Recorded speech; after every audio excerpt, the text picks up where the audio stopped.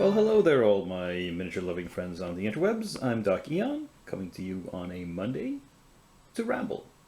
It is Monday the 5th of June, 2023. I'm going to ramble about these 7 Finnish minis first. These are all Reaper Bones from the Bones 5 Kickstarter from the Fan Favorites box set, and we're getting very near to the end now. As I mentioned, apart from a few holiday-themed minis I'm saving for later, after this, it's basically only the big Demonic Lasher dude left, and I will have put that Kickstarter to rest. So, first off, we have these 3 Firbolgs. They don't call them that. They call them Wildkin or Wild Folk or something like that. I forget exactly what. And I've painted these. They came out kind of purple in the skin. I was going for blue with pink highlights. I think it's going to be more visible in the close-ups. Specifically, when looking at it like this, unfortunately the skin tone looks a bit close to the purple I've used on some of the clothing. Hope it doesn't look like that in the. No, it is supposed to be more blue gray, so to speak. Then we have these 4 alligator people. We're quickly, and here's another strange thing. I decided to paint their loincloths a gray. I started out actually as deep blue, then I went towards more gray highlights, and I'm hoping it's not too similar to the gray stone for some of the flint or stone weapons. But this is supposed to be more pure gray, and this is supposed to be a kind of a blue gray. Oh no! Oh well. We'll see if that pans out in the lightbox.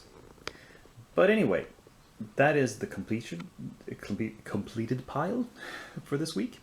So let's move on. The only completely prepped, ready to go new figure is this bad boy, who has now been primed. I don't know if you can tell. You can actually still see some of the gap filling through the primer, because when you put on primer through the airbrush, it goes on very, very thin. But that's okay. It doesn't need to be thick. The primer doesn't need to cover.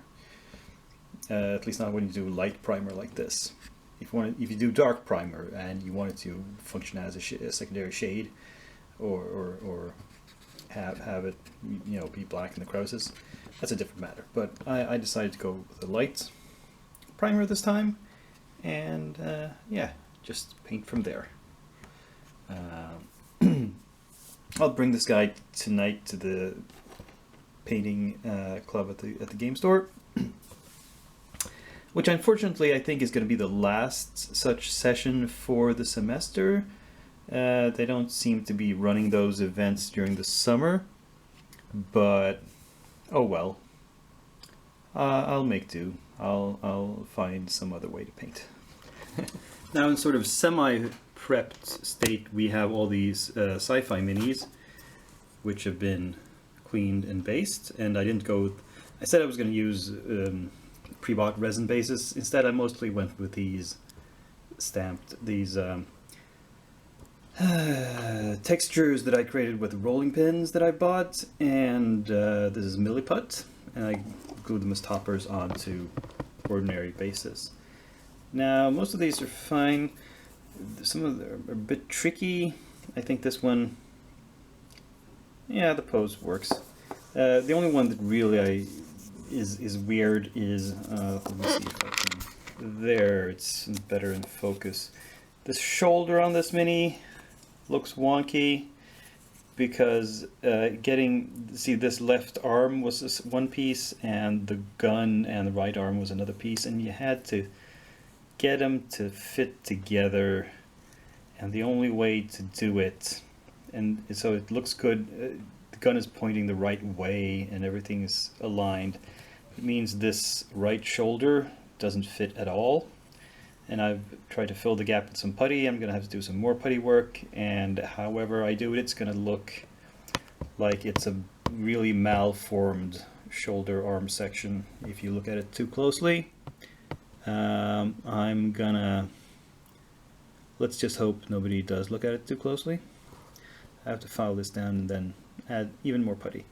Oh well, looking at it at a distance, like on the gaming table, hopefully nobody will notice. But I'll continue prepping these.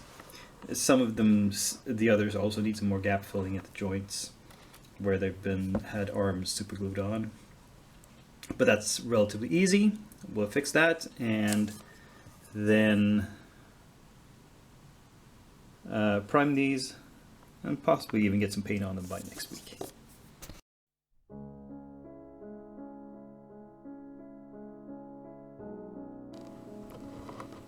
Now for this week's inventory, I have a box of 32 minis here. These are all a set. These are an old Kickstarter from a company called Redbox Games. They're still around. They don't make metal minis anymore. I think they just sell the digital sculpts, and the variety of those is nowhere near what they used to have when they actually sold physical models. But I understand that business models might have to change because it's hard to make physical models and keep them in stock. But anyway, the theme of this set is evil barbarians, and they're very similar. I painted up the previous set of evil barbarians they produced, and these are in many ways kind of similar. The main difference is there's a few mounted figures here. But yeah, I have no immediate need to paint these right now, but I can add them to my list of the inventory now I have a bit of understanding of what's in my closet. As for new projects, I don't know that I need to prep anything new really, because I'm a little behind on my prep, as you saw earlier, and I need to catch up with that. If I do need to add something, I'll probably pull out some of the Reaper minis I've inventoried recently. Specifically, I think the robot figures from Reaper will be next, but probably not until next week. I'll probably prep those for the week after, but we'll see.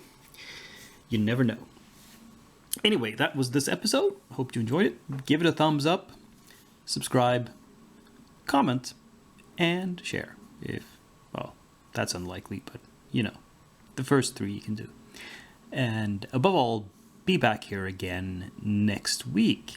Same day of the week, same channel, same me. Dakian, who is now signing off.